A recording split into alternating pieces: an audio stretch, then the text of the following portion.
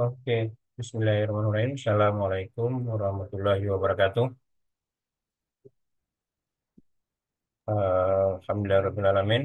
Salatu wassalamu ala asyrofil anbiya'i wal mursalin wa ala alihi washabihi ajma'in amma ba'du. Baiklah, untuk memulai kegiatan ini kita sama-sama dengarkan lagu Indonesia Raya.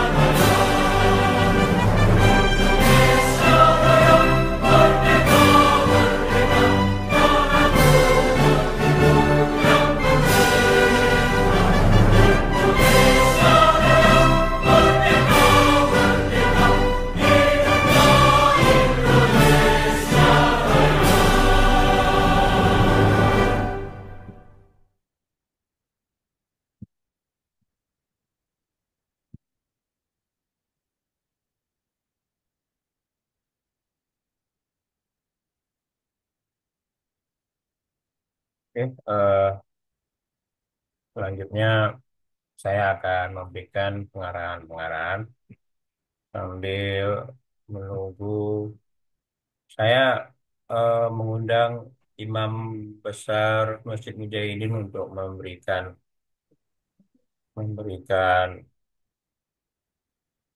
eh, arahan ya, memberikan arahan. Oh, stop share. Oke. Saya mengundang Imam Masjid Mujahidin untuk memberikan arahan terkait dengan penutupan cara kita. Ini sepertinya beliau masih belum bergabung. Baik, adik-adik mahasiswa, kita praktis sudah eh, menyelenggarakan atau mengikuti program pendidikan selama 6 bulan. Selama 6 bulan, mulai dari September, Oktober, November, Desember, Januari, dan Februari. Nah, untuk selanjutnya, saya akan meminta para mentor untuk mengisi eh, form DPNA. Form DPNA ini sekali lagi diambil secara keseluruhan, merupakan akumulasi dari perjalanan pendidikan Anda. Dan memang sengaja didesain nilai-nilai di pendidikan ini bisa direvisi, bisa diperbaiki, apapun ya kalau katakanlah dari mahasiswa sedang sibuk bisa dirapel. Tentu melalui SOP-SOP yang sudah ditentukan. Nah, selanjutnya, ah, mumpung ya sekarang bulan puasa hari pertama, saya ucapkan selamat menjalankan ibadah puasa Ramadan tahun berapa ini? Tahun 2025 Masehi. Hijriahnya 14 berapa ya? Lupa saya. Oke, eh, selanjutnya saya ingin menyampaikan bahwasanya tugas-tugas pendidikan itu, khususnya yang Muslim, ya, itu sangat baik untuk diaplikasikan ataupun dipraktekkan oleh mahasiswa Muslim, karena tugas-tugas tersebut merupakan pengalaman pribadi dari saya sendiri. Misalkan tentang membaca terjemahan Al-Quran. Ya. Jadi target membaca terjemahan Al-Quran itu kalau di dalam program pendidikan itu karena 6 bulan maka targetnya 2 kali khatam. Perhitungannya adalah per hari Anda menyelesaikan membaca terjemahan selama sebanyak 7 halaman. Nah, 7 halaman itu kalau dikali 7 hari menjadi 49 halaman. Anggaplah 50 halaman. 1 pekan. Nah, 1 bulan itu akan mencapai eh, 200 halaman. Ya, 200 halaman. Kemudian kalau 3 bulan itu perkiraan adik-adik bisa menghatamkan terjemahan. Nah, karena programnya ini 6 bulan, maka targetnya menjadi 2 kali khatam. Nah, tentu adik-adik merasa agak aneh gitu. Biasanya yang dibaca adalah tulisan Arabnya. Tapi di dalam program Pendikar ini malah yang dibaca adalah terjemahannya. Nah, jadi eh, kita ketahui ya, sebagaimana kita ketahui bahwasanya Al-Quran ini mukjizat mukjizat Nabi Muhammad SAW yang masih masih ada sampai sekarang. Nah, Al-Quran ya itu memang diturunkan sebagai petunjuk bagi umat manusia, sebagai petunjuk bagi umat Muslim. Oleh karena itu, kita membaca, kalau di Arab sana, mereka membaca bisa langsung paham dengan artinya. Beda dengan kita yang bahasa ibu kita ya, bahasa daerah kita itu bukan merupakan bahasa Arab. Sehingga apabila kita membaca Al-Quran dalam bahasa Arab, kita tidak akan dapat menarik atau memahami isinya. Misalkan ayat tentang surga, kita tidak kepingin. Ayat tentang neraka, kita tidak takut. Ayat-ayat tentang kisah-kisah, kita tidak dapat mengambil pelajaran. Apa? Ya karena memang bahasa Al-Quran itu bahasa Arab, bukan bahasa kita sehari-hari. Beda dengan orang Arab yang membaca, mereka langsung paham. Nah, gitu ya.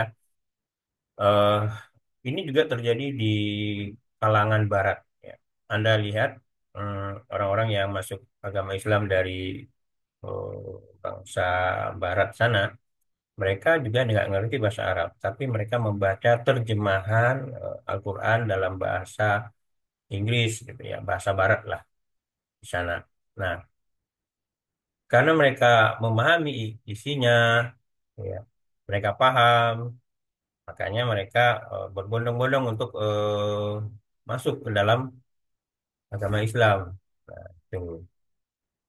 Nah, kita di Indonesia ya miriplah dengan orang Barat sana yang bahasa daerah kita atau bahasa ibu kita bukan bahasa Arab, sehingga masih memerlukan terjemahan Al-Quran di dalam memahami apa yang dikandung dari Al-Quran. Jadi biasakan membaca terjemahan. Alhamdulillah, jadi sudah menyelesaikan selama 6 bulan. Targetnya harusnya 2 kali khatam. Ini lumayan menjadi bekal pada adik-adik untuk seterusnya. Jadi jangan sampai setelah pendidikan ini kebiasaan membaca terjemahan Al-Quran itu ditinggalkan. Jangan. Mengapa? Karena eh, selama kita masih hidup di dunia ini, kita akan senantiasa melalui berbagai godaan, berbagai halangan, cobaan. Nah, Al-Quran ini menjadi petunjuk kita, menjadi katakanlah penghibur kita. Misalkan kalau kita mengalami kesedihan-kesedihan, Anda membaca terjemahan Al-Quran, itu Anda akan merasakan sekali akan dekat dekat dengan Allah Subhanahu wa taala, sehingga kita bisa menjalani kehidupan kita ya dengan dengan enak gitu, dengan nyaman, dengan tentram, damai.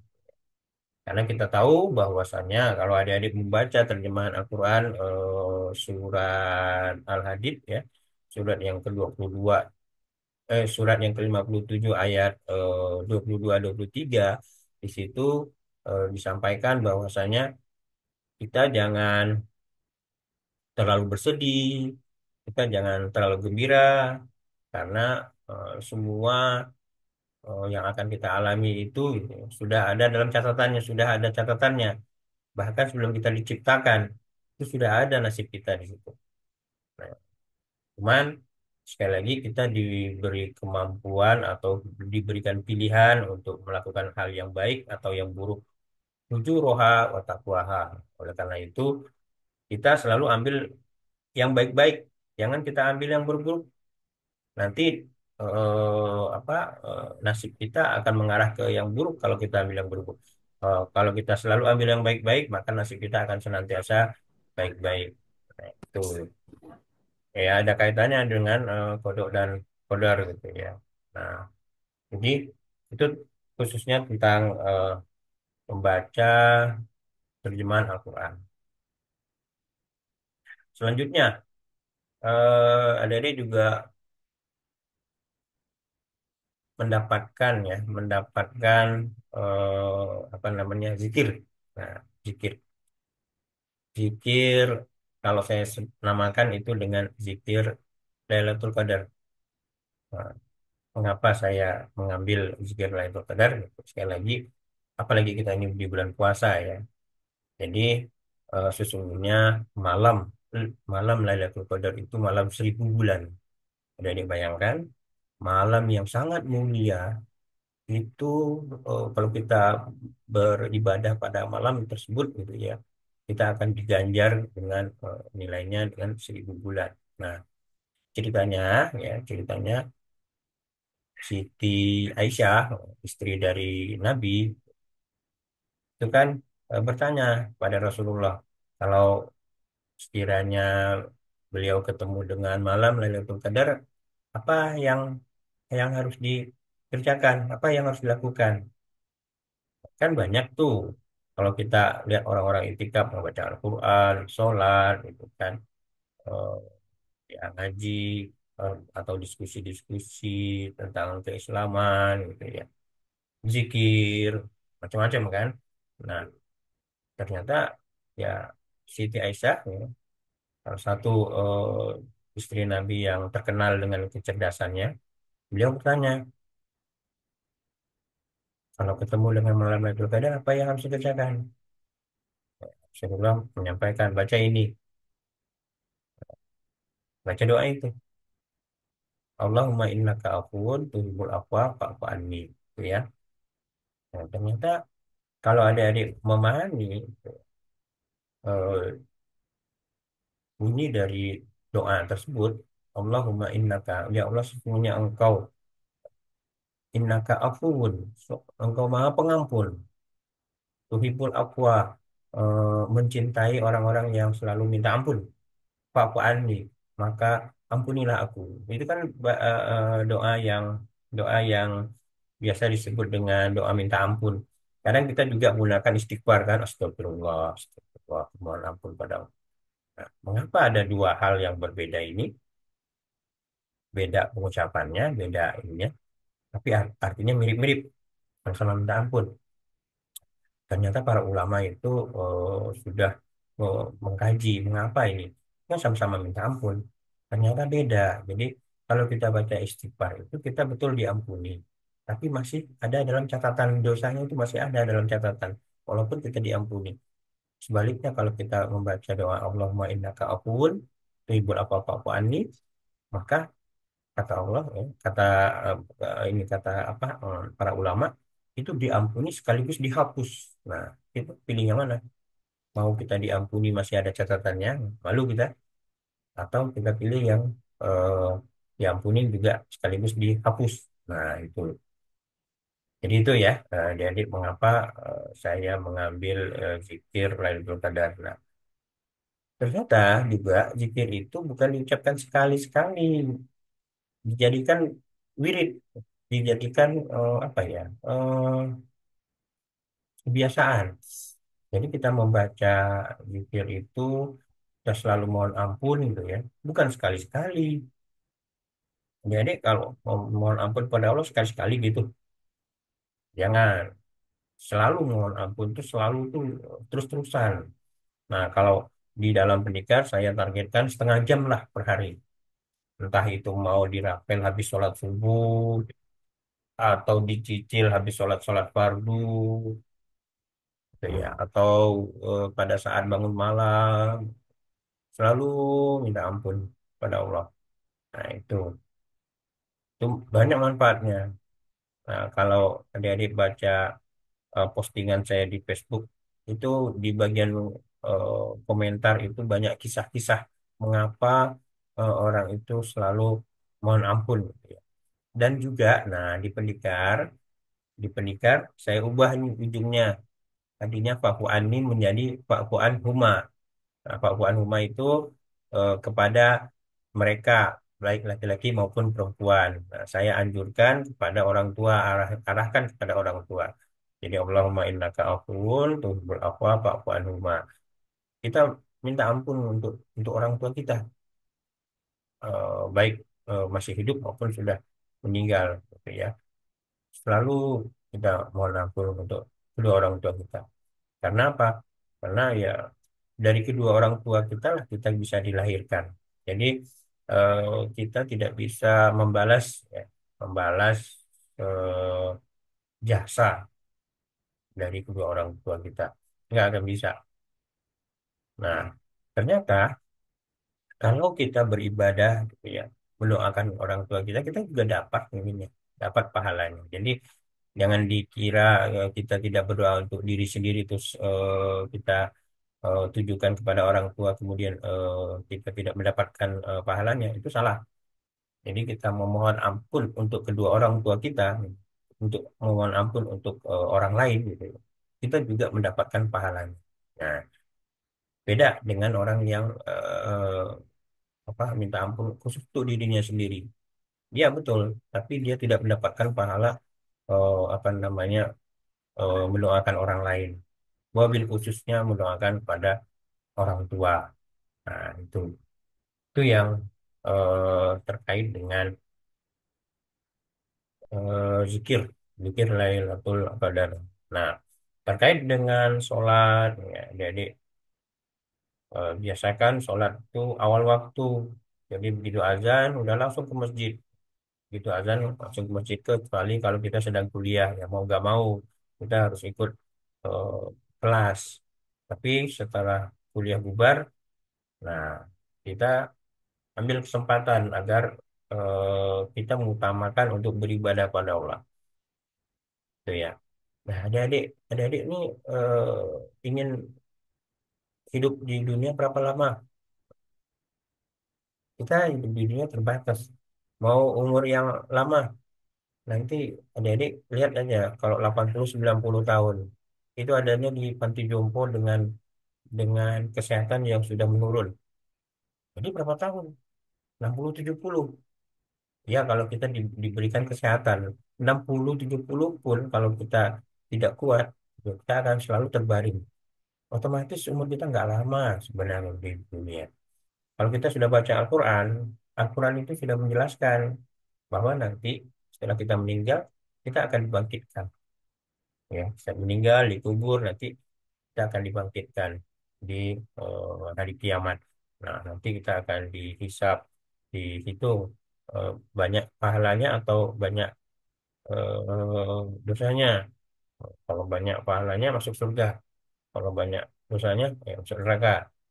Namun, namun ini ada hiburan untuk orang Muslim. Orang Muslim itu dijamin masuk surga, walaupun dosanya banyak. Tapi ingat, dosanya itu kita harus pertanggungjawabkan dulu. Makin banyak dosanya, semakin lama kita di neraka. Nah, kalau semakin dikit dosanya, ya semakin cepat kita di neraka. Kalau bisa, pahala kita lebih banyak sehingga kita nggak perlu singgah ke neraka.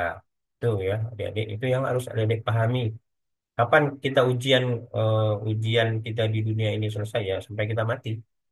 Jadi selama kita hidup di dunia ini kita akan selalu selalu eh, menghadapi ujian, baik ujian berupa kesenangan maupun ujian berupa kesusahan, ujian berupa kenikmatan maupun ujian berupa kesulitan. Itu sama-sama itu. Sehingga ada hadis Nabi kan sangat ajaib bagi seorang Muslim. Kalau dia dapat musibah, dia bersabar dan itu menjadi pahala bagi dia. Kalau dia diberi kenikmatan, dia bersyukur dan itu menjadi pahala bagi dia. Nah, gitu ya. Jadi orang Muslim itu mau posisi apapun itu mendatangkan pahala. Kita harus sadar sesadar-sadarnya bahwa kita hidup di dunia ini itu semuanya adalah ujian. Adik ya, misalkan Anda kehilangan atau diambil uangnya oleh orang lain. Tenang aja, uang itu akan kembali kok. Nanti di akhirat. Ya udah biarin aja. Saya percaya uang akan kembali. Karena janji Allah itu pasti. Kita akan dihisap. Gitu kan. Jadi kalau ada yang dizolimi, ya tenang aja. Walaupun kita nggak bisa membalasnya sekarang karena ketidakmampuan kita, tapi Allah Maha Adil. Nah, kalau Allah Maha Adil, ya udah biarin aja mereka menzolimi kita. Kita mendapatkan apa namanya, akan mendapatkan pahala atau kita akan bisa menuntut dia di akhirat.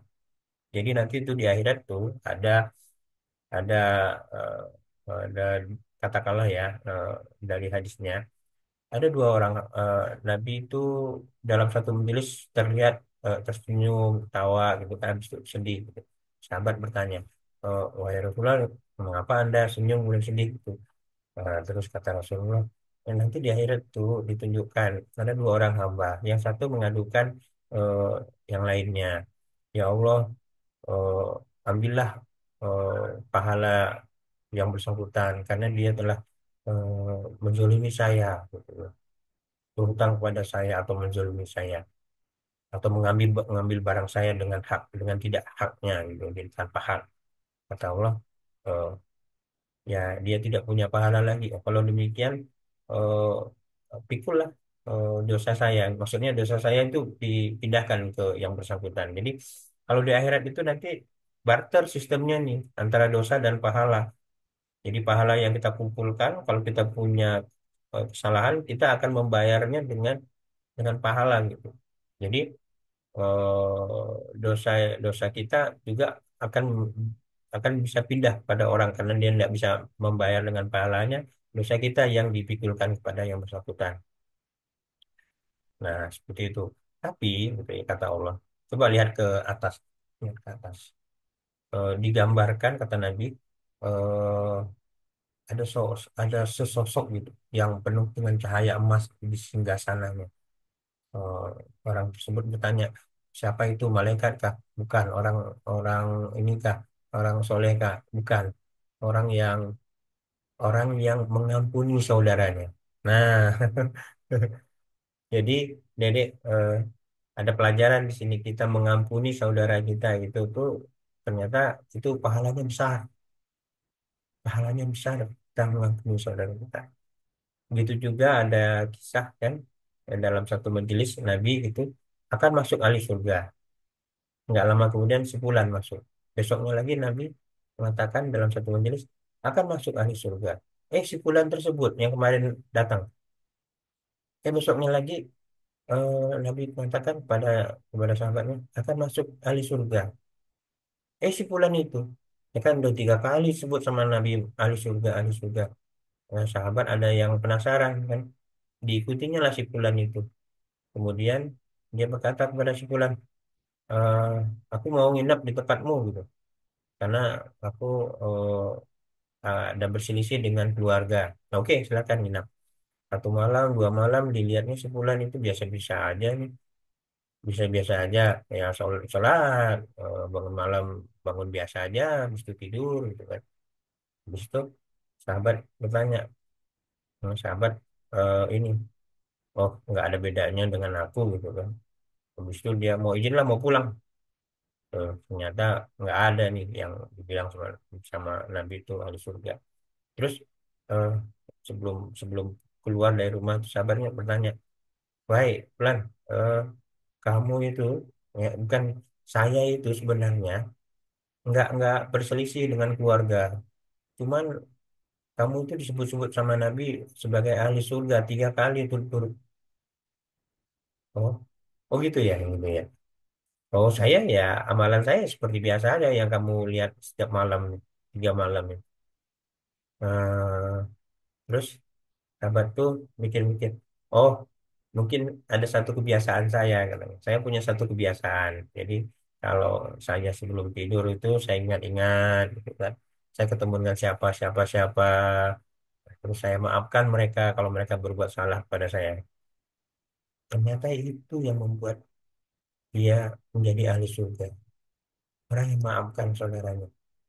Kelihatannya sih kalau kita hitung-hitung hitung-hitung untung rugi, ya kita memaafkan orang kan artinya ada bagian kita yang hak kita yang tidak kita ambil gitu kan.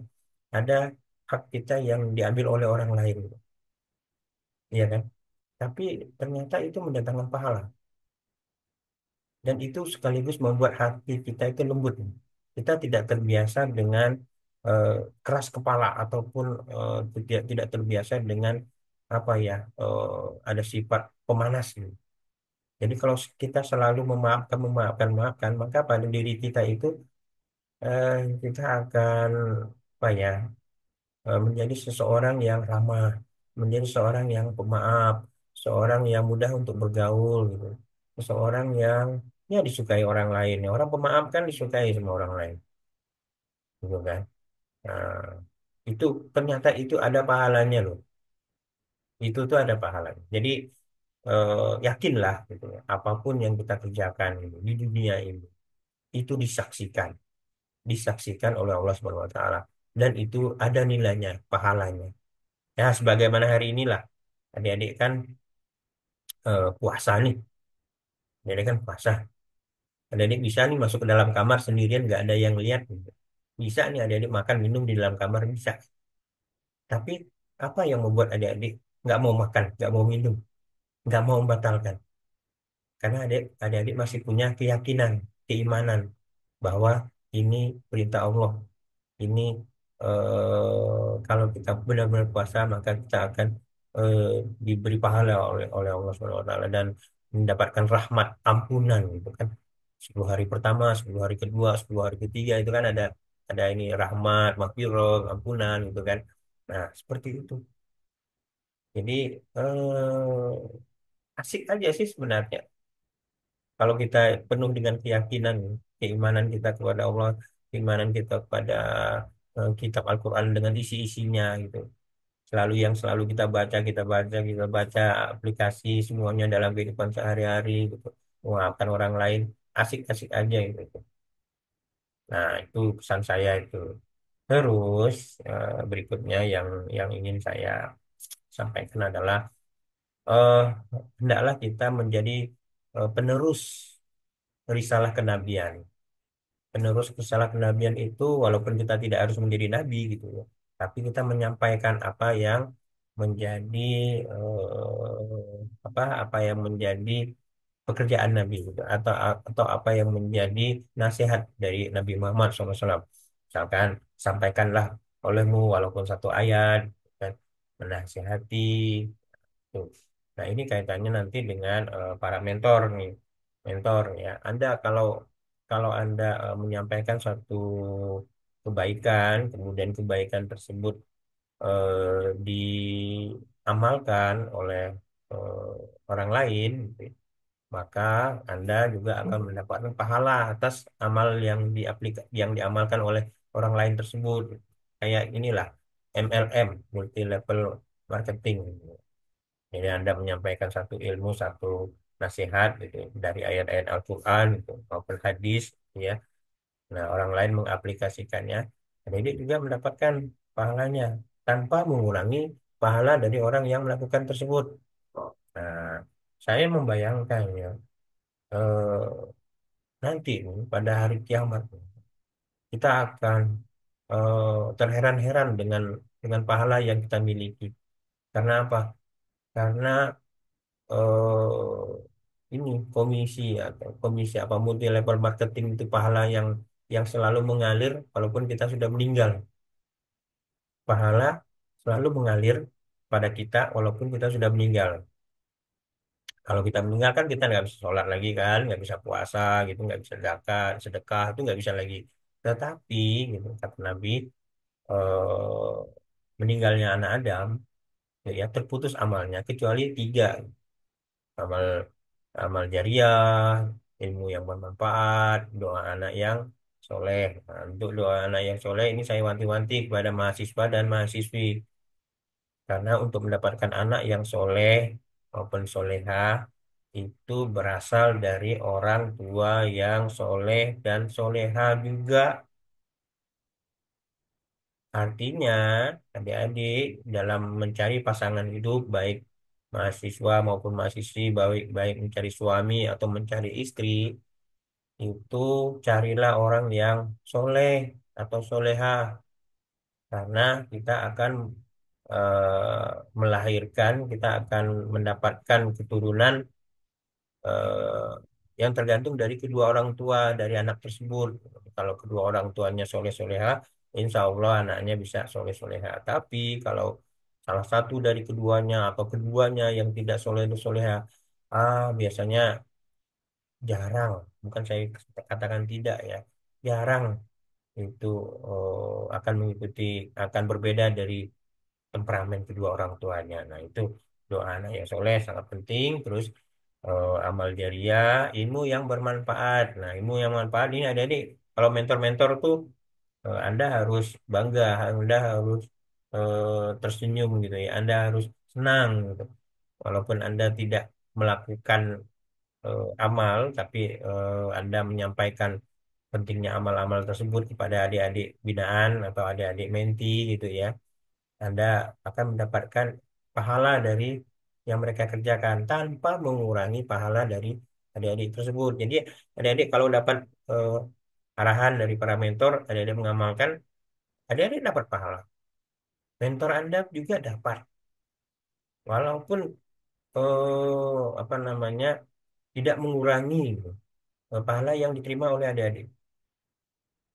Tuh, makanya saya mendorong kepada adik-adik mahasiswa berlomba-lomba lah untuk menjadi mentor. Sebenarnya mentor itu tidak sulitnya. Kalau saya sudah memberikan SOP bahwa mentor itu sebenarnya tidak wajib menghadiri menghadiri pertemuan, entah untuk mentornya lagi ada satu urusan, tapi mentor bertanggung jawab terhadap berjalannya pertemuan tersebut. Jadi walaupun tidak hadir, dia memantau bagaimananya. Gitu ya. Lebih baiknya lagi kalau hadir, karena begitu mentor itu hadir, mentor dapat menyampaikan nasihat-nasihat kepada adik-adiknya. Nah, seperti itu ya. Oke. Saya sudah jam berapa nih, jam 9. Saya menunggu oh, imam besar masjid masjid Raya Mujahidin Ustadz Harjani eh, masih belum bergabung ya.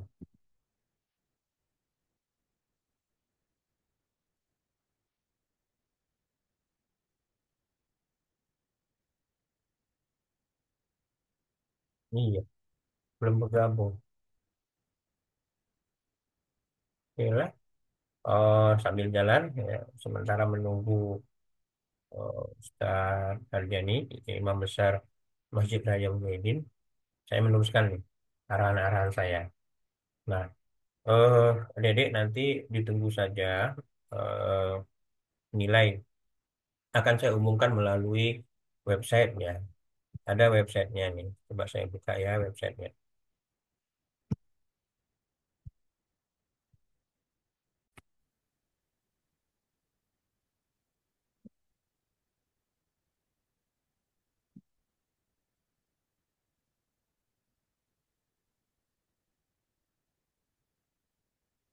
Ya, ini.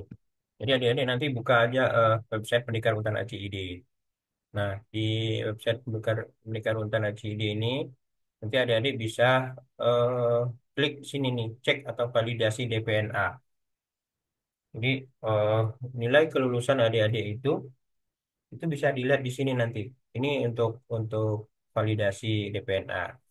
Namun untuk yang para mentor saya sudah buatkan linknya juga nih, download sertifikat mentor. Nanti kalau nilai sudah saya umumkan. Kalau mau melihat, katakanlah mau melihat nilai mentor adik-adik ya, tinggal tinggal lihat klik ini nih, klik di sini gitu ya. Nah, nanti akan terhubung ke nilai ini, nah ke nilai NIM. Katakanlah mentor adik-adik siapa gitu. Ini nih ada nggak itu. Coba saya cek ya di sini apakah salah satunya nih masukkan NIM. Nah, dari NIM nanti kita tekan search. Oh, nggak ada. Coba saya ganti ini lagi. Nah, tuh ada. Ini ada nilainya nih. Ini hasil hasil pencariannya dan ini nilainya. Kalau diklik ini ya, diklik nanti akan muncul. Nah, namanya siapa gitu. Prodinya apa, angkatannya berapa, berapa nilai kehadirannya, berapa nilai tugasnya, berapa nilai kompetensi, aktivitas harian, berapa totalnya. Nah, kesimpulannya lulus, mentornya berapa. Nah, nanti tinggal dicetak aja sertifikatnya. Kalau diklik ini nih nanti langsung keluar nih sertifikatnya. Nah, ini sertifikat kelulusan. Nanti ya setelah apa? Setelah nilai diinput oleh eh, para mentor. Nah, ini nanti menjadi prasyarat untuk adik-adik melakukan seminar proposal penelitian. Jadi adik-adik kalau mau penelitian seminar gitu ya, ini harus melampirkan surat kelulusan, lulusan pendidikan seperti ini. Jadi pada mahasiswa yang apa namanya eh, yang belum lulus gitu ya, harus segera ngulang, harus segera ngulang. Nanti kalau nggak ngulang-ngulang, jadi atau teman-teman dari adik yang udah lulus itu akan kesulitan nanti pada saat mau ujian ujian proposal penelitian tuh tuh ya. Oke, apalagi ya yang saya sampaikan. Atau ada yang mau bertanya, silakan. Kalau ada yang mau bertanya, silakan open mic, kita bisa langsung eh, diskusi, gitu ya.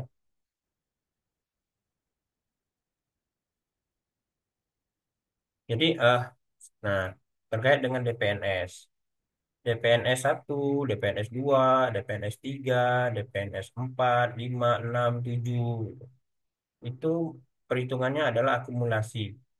Jadi DPNS 1 itu pekan 1 sampai dengan pekan 4, DPNS 1. DPNS 2 pekan 1 sampai dengan 8.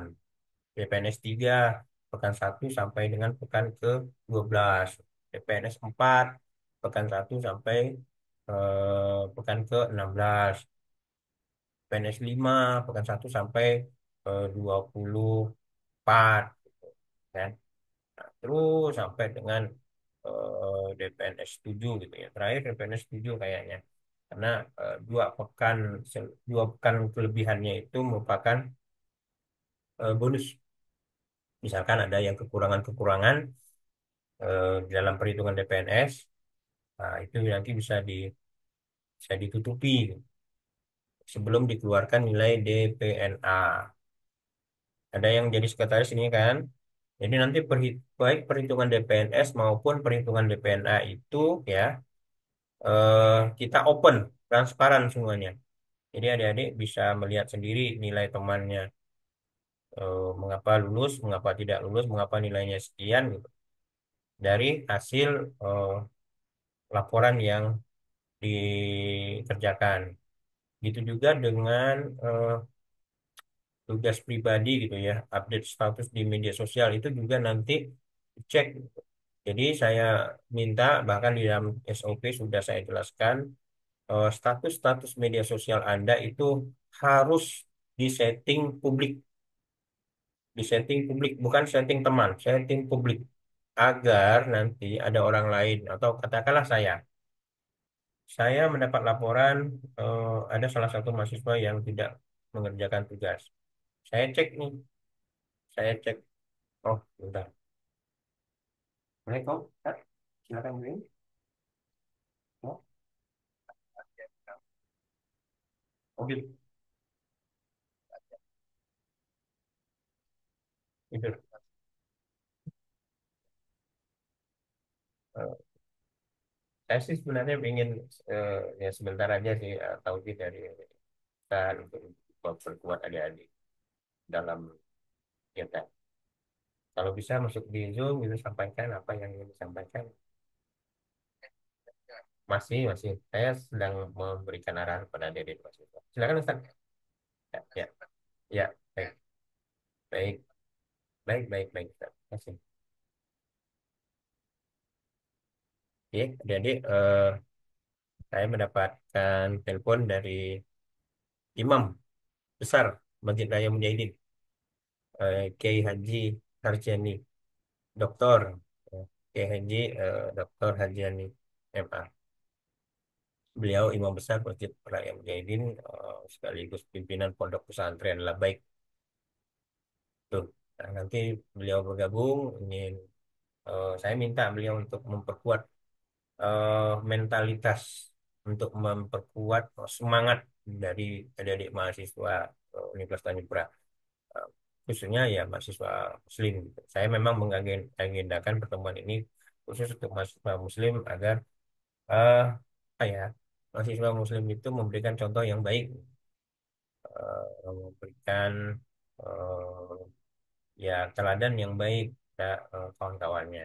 Nah, terkait dengan diskusi antara agama itu bagus ya. Jadi kita mencari persamaan dari masing-masing agama. Nah, terkait dengan agama dan Pancasila, mana yang dipilih? Nah, saya harus menjelaskan nih pada Dede nih, bahwasanya ya Pancasila itu digali dari nilai-nilai luhur bangsa Indonesia. Nah, nilai-nilai luhur bangsa Indonesia itu ya dipengaruhi juga oleh keyakinan atau keimanan atau keagamaan dari eh, bangsa Indonesia. Jadi eh, ya nilai-nilai luhur itu banyak dipengaruhi oleh nilai-nilai agama. Nah, salah satunya agama Islam yang mempengaruhinya. Nah, sehingga sebenarnya ya, adik kalau ditanya itu Pancasila itu aplikasi dari eh, nilai agama, aplikasi dari eh, nilai apa Al-Quran. Jadi seluruh sila-sila di Pancasila itu merupakan aplikasi dari Al-Quran. Jadi sila ketuhanan itu ada ayatnya Al-Quran. Sila kemanusiaan yang adil dan beradab itu ada ayatnya dalam Al-Quran. Persatuan Indonesia juga ada. Kita disuruh untuk bersatu kan. Kalau ketuhanan ya jelas tuh, oh, Al-Ikhlas, Qul huwallahu ahad, kan. Terus kemanusiaan yang adil dan beradab, ya perilaku-perilaku kita sesuai dengan nilai-nilai kemanusiaan. Nah, ini kaitannya dengan apa namanya? Teroris. Nah, teroris itu sangat bertentangan dengan nilai-nilai Islam. Karena nilai-nilai Islam itu penuh dengan nilai-nilai kemanusiaan. Kalau sampai ada teroris berarti dia jelas apa yang dikerjakan oleh para teroris. Dia kan menghancurkan nilai-nilai kemanusiaan. Padahal di dalam agama Islam itu justru nilai-nilai kemanusiaan itu yang diutamakan. Ada namanya kalau ada yang mau belajar belajar ilmu agama, makosid syariah namanya. Makosid syariah. Jadi eh, tujuan-tujuan ditetapkannya hukum-hukum dalam Islam itu makosid syariah. Itu kita akan terbuka wawasan kita. Jadi sebenarnya Islam itu bukan sempit seperti yang dipahami oleh para teroris itu, termasuk juga yang menganut sistem khilafah. Ya, saya sampaikan di sini bahwasanya gitu ya, di dalam pemerintahan Islam dari sejak apa namanya pemilihan penerus Nabi Muhammad gitu ya, Khulafaur Rasyidin, Abu Bakar, Umar, Utsman, Ali itu mereka dipilih dengan cara musyawarah. Nah, terus setelah Ali itu terjadi pertumpahan darah itu sampai dengan sistem kerajaan dinasti-dinasti gitu. Dinasti-dinasti itu kan itu tidak menggunakan sistem musyawarah. Sebenarnya dinasti-dinasti itu tidak cocok dengan sistem Islam gitu. Karena Islam mengutamakan musyawarah. Gitu ya. Yang justru yang cocok dengan sistem Islam itu ya seperti kita ini memilih pemimpin, walaupun seharusnya gitu ya seorang pemilih itu orang yang tahu akan ilmunya, misalkan dia seorang ahli agama, dia seorang yang mengetahui di bidang sosial kemasyarakatan. Nah, orang-orang tersebut bisa itu menjadi pemimpin apa memilih untuk pemimpin gitu ya. Tapi oke, sebenarnya pemilu kita ini lebih dekat kepada sistem Islam.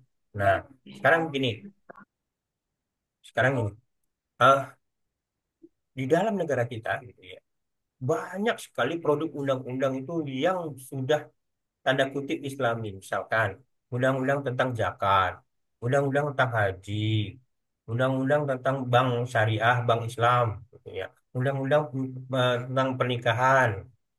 Oh, apalagi undang-undang minuman keras, jadi atur tuh semuanya itu. Jangan sampai itu menjadi apa ya, tidak sesuai dengan ajaran Islam. Anggota dewan kita di DPR maupun eksekutif itu kan kebanyakan Muslim. Jadi mereka juga dipengaruhi oleh nilai keyakinan. ya, keimanan dari mereka, sehingga mereka juga ikut gitu ya, terpengaruh oleh nilai-nilai agama. Jadi eh, kita bukan apa ya, eh, Islam itu ya, khilafah itu gitu ya, itu adalah nilai-nilai nilai-nilai nilai-nilai Islam, nilai-nilai Islam. Jadi sudah sudah menjadi dasar gitu ya, dilaksanakannya suatu hukum. Jadi di dalam pembuatan hukum juga sudah dipengaruhi oleh nilai agama. Nah, ini pentingnya di situ. Jadi tak perlu lagi kita mengganti-mengganti atau macam-macam. Karena sekali lagi ya, kita ini eh, plural. Plural itu artinya i- yang hidup di Indonesia ini nggak hanya agama Islam, banyak agama yang lain. Kita juga saling menghormati, saling menghargai. Kita bersepakat dengan hal-hal yang telah kita sepakat, gitu kan. Kalau dalam Islam bahkan ada lakum dinukum waliyadin. Bagimu agamamu, jalankan silakan. Bagiku agamaku, aku juga menjalankan ajaran agamaku. Nah, itu.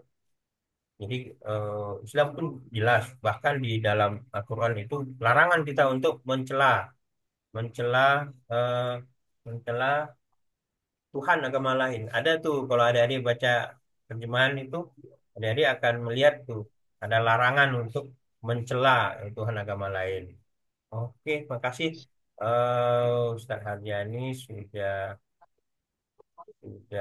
hadir di sini, Imam Besar Masjid Raya Mujahidin, Kiai Haji Dr. Harjani MA. Beliau adalah sekali lagi pimpinan Pondok Pesantren Lebaik.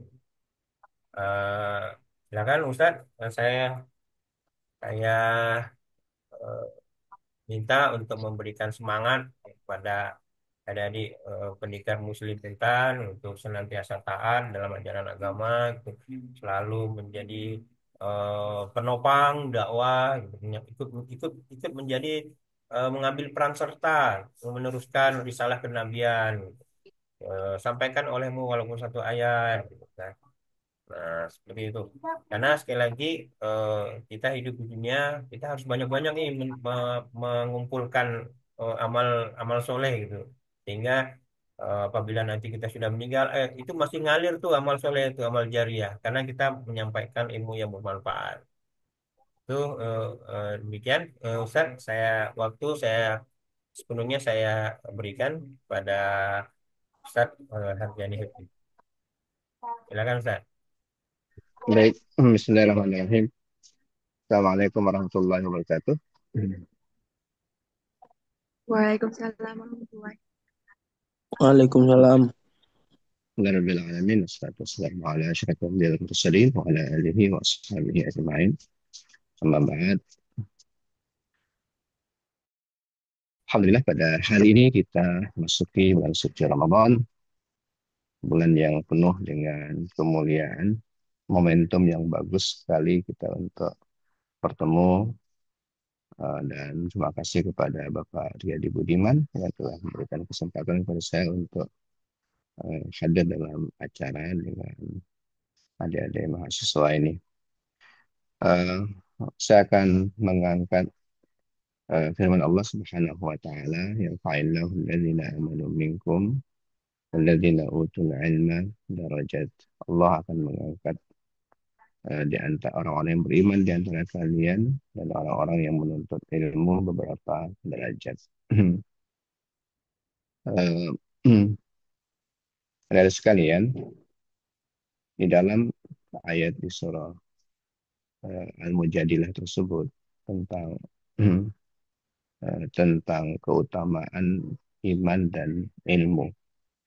Bagaimana Allah Subhanahu wa taala menggabungkan eh, dua poin, dua eh, aspek yang akan membuat manusia terangkat di hadapan Allah Subhanahu wa taala dan di hadapan manusia derajatnya. Yarfa'illahu alladzina amanu minkum. Allah akan mengangkat orang-orang yang beriman di antara kalian, alladzina utul ilma, dan orang-orang yang memberikan ilmu beberapa derajat. Nah, eh, jadi syarat yang pertama bermaknanya hidup manusia adalah iman. Bahkan Allah menyebut tanpa iman itu adalah sebenarnya mayat dan kematian. Nah, itu kenapa orang yang tidak beriman itu adalah orang yang tidak bisa merespon perintah Allah Subhanahu wa taala. Tidak bisa merespon perintah Allah berarti juga adalah eh, tanda bahwa ada ya ada kematian ya karena kan di antara bukti di antara wujud orang meninggal itu adalah tidak bisa merespon lagi sesuatu ya yang ada di depan dia, panggilan dan sebagainya. Nah, Allah Subhanahu wa taala meminta kita eh, untuk mempercayai apa yang diperintahkan, apa yang dia turunkan, apa yang dia utus. Ya. Allah utus Nabi, kita diperintahkan untuk percaya kepada utusan Nabi. Allah turunkan kitab, kita diperintahkan untuk mengimani kitab itu turun dari Allah dan kita mengimani isi kitabnya, bahwa isi kitab itu adalah uh, adalah mulia di sisi Allah Subhanahu wa taala dan mendatangkan kemaslahatan untuk manusia yang melakukannya, yang mempraktekannya. Nah, dengan kita beriman itu ada dorongan yang kuat untuk kita melakukan isi daripada kitab ya. Dengan kita beriman, kita punya dorongan kuat untuk melakukan apa yang terkandung di dalam kitab. Kalau enggak, kalau tidak beriman, maka kita tidak akan percaya. Ketika tidak percaya, kita tidak akan melakukan sesuatu. Begitu. Nah, kalau kalian umpamanya merasa ada orang kalau di dunia itu bohong kepada kalian atau berita yang masuk kepada kalian itu tidak diyakini, pasti kalian juga tidak akan melakukan sesuatu. Artinya kalian tidak akan bergerak untuk mewujudkan apa yang kalian ketahui bahwa itu bohong. Nggak mungkin kalian mau melakukan atau terjebak dengan kebohongan dari orang. Nah, dari situlah Allah Subhanahu wa taala meyakinkan kita semua bahwa al-haqqu min rabbik, kebenaran dari Tuhanmu. Dzalikal kitabul la raiba fih. Ini kitab tidak ada keraguan di dalamnya. Dan bahwa Allah Subhanahu wa taala itu tidak memerintahkan yang jelek-jelek, semua memerintahkan yang baik-baik. Innallaha ya'murukum bil adli wal ihsan. Nah, ketika manusia beriman, nah, kemudian dari imannya itulah dia mendorong dia untuk menuntut ilmu agama. Kenapa? Kenapa dia menuntut ilmu agama? Dia yakin agamalah yang bisa mendatangkan kebaikan.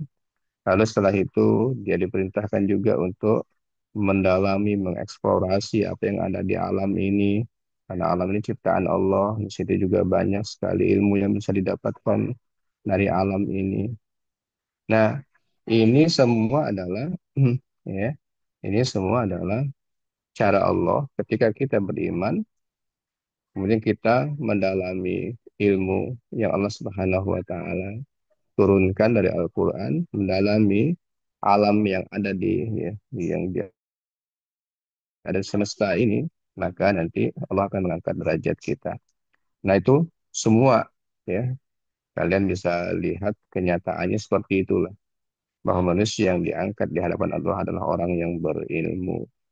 Tetapi di hadapan Allah, ya, di hadapan Allah, ilmu itu adalah nomor dua, tetapi imanlah yang pertama. Nah, setelah itu ilmu yang bermanfaat itulah yang nanti akan bertahan. Ketika ilmu hanya diberikan atau hanya diamalkan sendiri, maka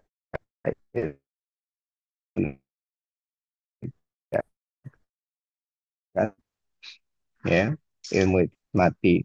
Nah, kalau kita mau untuk bertahan,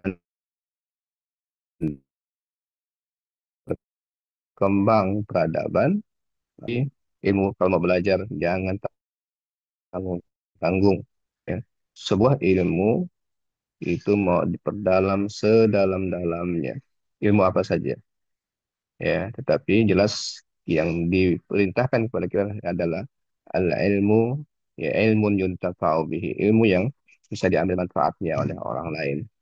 Nah, perdalam, perdalam, perdalam ilmu sampai kalian bisa menguasainya sebaik-baiknya. Kalau kita baca surah Al-Kahfi, ya, kalau kita baca surah Al-Kahfi, anak-anak muda itu, Ashabul Kahfi itu adalah 7 anak muda yang luar biasa, yang nanti akan membangun peradaban dan merubah peradaban gelap yang menjadi peradaban yang bercahaya berikutnya. Eh, nah, setelah Al-Kahfi itu ada cerita, kisah yang lain lagi. Ada 3 kisah berikutnya. Kisah pemilik 2 kebun, kisah Musa dengan Nabi Khadir, dan kisah Zulkarnain. Dan ternyata para ulama kita mengambil pelajaran. Anak muda ini kalau mau merubah peradaban ke depan, itu paling tidak ada 3 profesi utama yang sangat penting untuk diperdalam dan digeluti.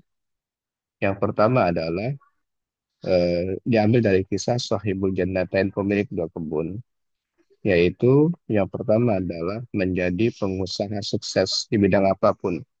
Di sini cuman contohnya adalah tentang kebun.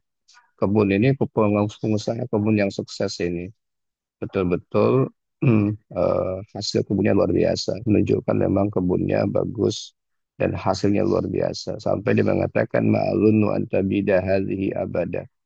Aku tidak kebayang hartaku habis saking banyaknya. Nah, itu kisah tentang pemilik kebun, tentang pengusaha. Yang kedua adalah Musa dengan Khadir. Ini kisah alim, orang ulama eh, dan ahli ilmu yang tidak pernah haus menuntut ilmu. Ini juga Musa dengan Khadir. Yang ketiga adalah Zulkarnain, penguasa. Jadi setelah mendapatkan pelajaran dari surah Al-Kahfi ini, mereka, para ulama kita menentukan begini, bahwa anak muda itu kalau mau merubah peradaban ke depan, fokuslah kepada 3 profesi utama. Satu adalah kalau memang ada keinginan menjadi pengusaha, maka dia menjadilah pengusaha yang baik, yang beriman kepada Allah Subhanahu wa taala, yang punya ilmu dalam usahanya, ya. Dia berusaha, dia pengusaha yang punya iman dan punya ilmu yang mumpuni dalam mengembangkan usahanya, usaha yang tidak bertentangan dengan aturan Allah Subhanahu wa taala. Nah, pengusaha jelas sangat menentukan peradaban dan jalan kemana sebuah negeri. Ya, kita tahu memang pengusaha pengaruhnya luar biasa. Dan dalam dakwah juga ternyata Islam berkembang karena banyaknya pengusaha yang dekat dengan Nabi, yang membantu langsung Nabi Shallallahu Alaihi Wasallam. Yang kedua adalah orang ahli cendikia, alim cendikia, seperti Nabi Musa, orang alim dan tidak pernah berhenti belajar. Ya. Nah, ketemu ada orang alim lagi, namanya Nabi Khadir, belajar lagi sama beliau. Nah, di antara pengubah wajah negeri ini, wajah dunia ini adalah ahli ilmu, adalah ilmu. Memang dia orang ilmu, orang soleh, ahli ilmu, orang soleh yang mendalami Ya, bahkan ketika ditanya oleh muridnya, Nabi Musa mengatakan bahwa beliau tidak tahu ada orang yang lebih alim dibandingkan beliau. Ya, saking memang beliau adalah rujukan pada zamannya. Nah, setelah itu ternyata dikabarkan oleh Allah,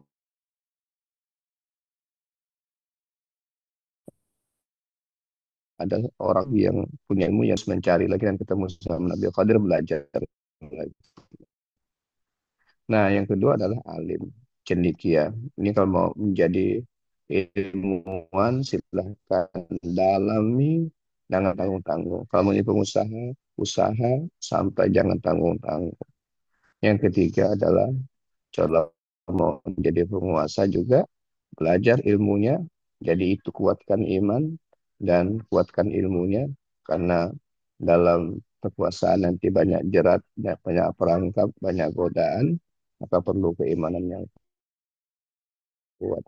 Nah, semuanya berawal dari iman, dari ilmu, kemudian silahkan kalian berimajinasi, kalian membayangkan mau menjadi apa, menjadi pengusaha, menjadi ilmuwan, menjadi penguasa dengan dasar ilmu, dan dengan dasar iman dan ilmu, insya Allah kalian akan menjadi orang-orang yang ditinggikan derajatnya oleh Allah Subhanahu wa Ta'ala. Nah, sekira itu gambaran umum ya yang dapat saya sampaikan. Saya senang, bahagia ketemu dengan para mahasiswa ya, karena kalian adalah masa depan. Aku qouli hadza wa astaghfirullahi wa lakum. Assalamualaikum warahmatullahi wabarakatuh. Salam warahmatullahi wabarakatuh. Terima kasih kepada Kiai Haji Dr. Hajani FI MA, eh, Imam Besar Masjid Raya Mujahidin. Jadi adik-adik, pesan dari Al Ustadz bahwa keimanan terus dilanjut dengan kompetensi dari keilmuan kita. Jadi adik-adik, tetap dengan apa namanya, dengan disiplin ilmunya gitu ya, kembangkan. Dan saya rasa masing-masing ilmu itu berkaitan dengan ekonomi. Jadi juga saran beliau untuk mencoba eh, dengan ilmunya berwirausaha, menjadi pengusaha gitu. Karena memang kalau saya lihat, saya perhatikan itu gaji pegawai pegawai negeri atau pegawai swasta itu terbatas. Tapi eh, kalau kita bisa wirausaha, kita akan bisa eh, lebih dari itu. Jadi memang kekayaan itu ya 9/10-nya itu dari berusaha, itu dari berdagang. Hanya 1/10-nya jadi pegawai, baik pegawai negeri maupun pegawai swasta gitu. Nah, dengan kekayaan ataupun ekonomi kita, kita bisa membantu membantu perkembangan Islam, dakwah Islam untuk menjadi seorang yang muzaki gitu. Jadi sangat bermanfaat bagi umat Muslim gitu. Itu sekilas yang dapat saya tangkap. Terima kasih kepada Kiai Haji Dr. Harjadi ini yang telah memberikan semangat kepada adik-adik mahasiswa pendidikan Muslim Untan tahun 2024-2025 gitu. Eh, Terima kasih sekali lagi, Ustaz. Baik, saya izin keluar ya. Ya, Ya, assalamualaikum warahmatullahi wabarakatuh. Assalamualaikum warahmatullahi wabarakatuh. Saya teruskan kepada adik-adik mahasiswa, waktu kita masih ada gitu ya. Silakan untuk bertanya terkait dengan pendikar, terkait dengan apapun permasalahan yang adik-adik hadapi gitu, selama menjadi mahasiswa baru. Silakan yang ingin bertanya, ingin tahu apa gitu. Ada yang mau tanya nggak?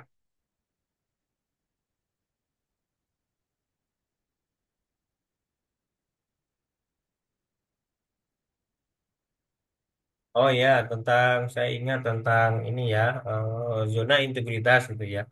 E-learning, e-learning, lembaga sertifikasi profesi, KPK, Komisi Pemberantasan Korupsi. Jadi adik-adik, saya harapkan Anda dapat mendapatkan sertifikat kelulusan dari e-learning KPK karena itu nanti sangat berguna seandainya nanti adik-adik dalam mencari pekerjaan maupun meneruskan studi lanjut sampai ke S2, S3. Itu salah satu eh, yang dapat menjadi poin plus bagi adik-adik. Nah, makanya saya arahkan untuk bisa diambil sertifikasi itu ya terkait dengan e-learning KPK. Terus apalagi yang mau ditanyakan? Silakan. Saya sambil-sambil berpikir kira-kira apa yang perlu saya sampaikan lagi dalam penutupan pernikahan nih. Oke, ini ada yang tanya nih.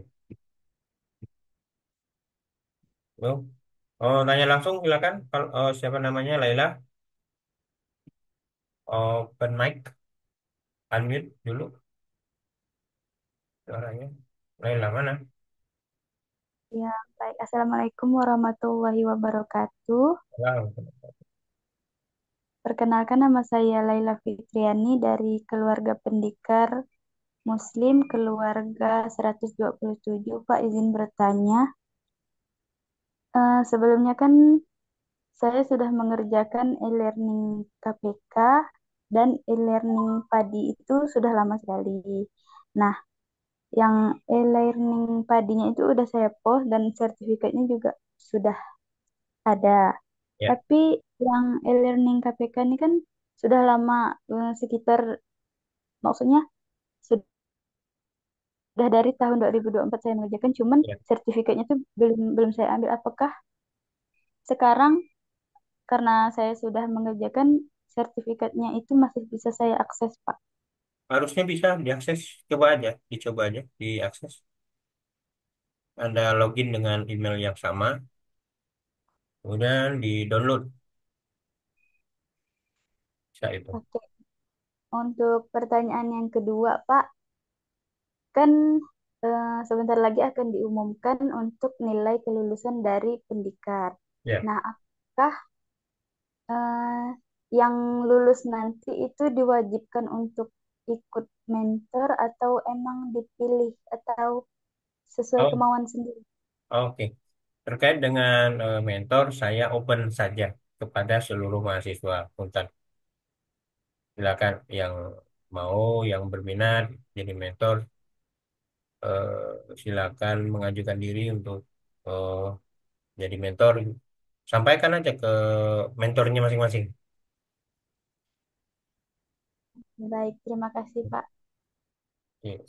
Oke. Apalagi tadi Lela, ada lagi yang lain yang mau tanya?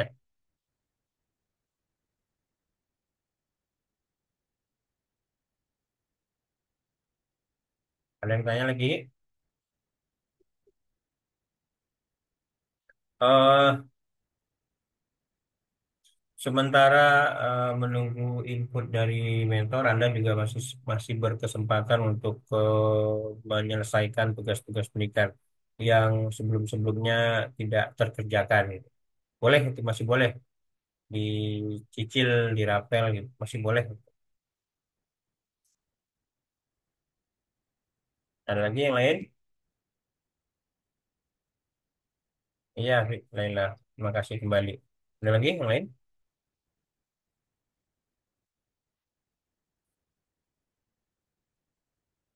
Anda semuanya sudah menghubungi mentor kan? Sudah apa membahas harusnya sudah bahas dari DPNS 1, DPNS 2, 3, 4, 5, 6, 7 harusnya sudah dibahas bersama mentor dan kawan-kawan satu keluarga pendekar nilainya seperti apa karena DPNA itu tidak akan jauh dari DPNS terakhir DPNS 7 hanya plus minus sedikit-sedikit yang kira-kira mentor nanti ada penilaian tersendiri gitu ya ingin memberikan nilai lebih atau bahkan mungkin ada yang ingin kurangi gitu. Nanti mentor masih bisa ada pengaruhnya sedikit saja. Tapi secara keseluruhan DPNS 7 itu yang menjadi acuan. DPNS 7 itu kan diambil dari pekan pertama sampai dengan pekan berapa tuh? 28, pekan ke 28. 7 kali 4 ya. Oke, itu selama 6 bulan. Ada lagi nanya?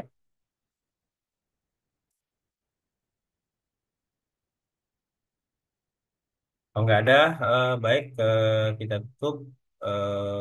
Saya ingin eh, menutupnya dengan kita eh, bersama-sama menyimak lagu Bagimu Negeri.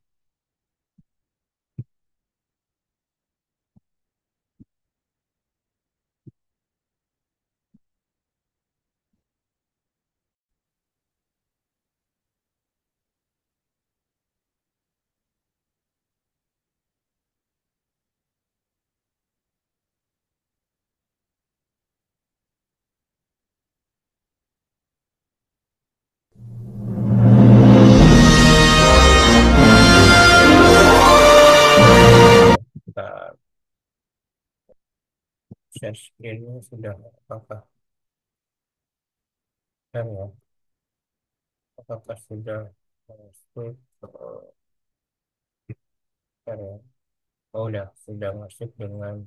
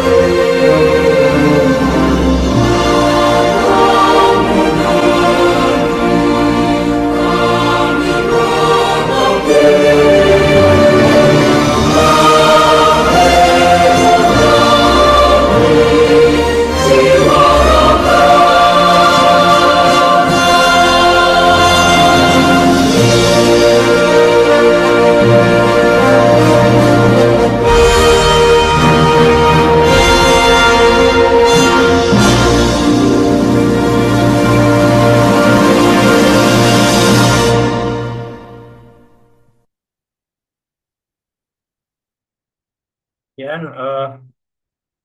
Kemudian saya tutup pertemuan kita dengan sama-sama baca hamdalah dan doa kafaratul majelis. Alhamdulillahirrahmanirrahim. Subhanakallahumma wa bihamdika. Asyhadu an la ilaha illa anta astaghfiruka wa atubu ilaik. Assalamualaikum warahmatullahi wabarakatuh. Waalaikumsalam Waalaikumsalam warahmatullahi warahmatullahi wabarakatuh. wabarakatuh. Waalaikumsalam.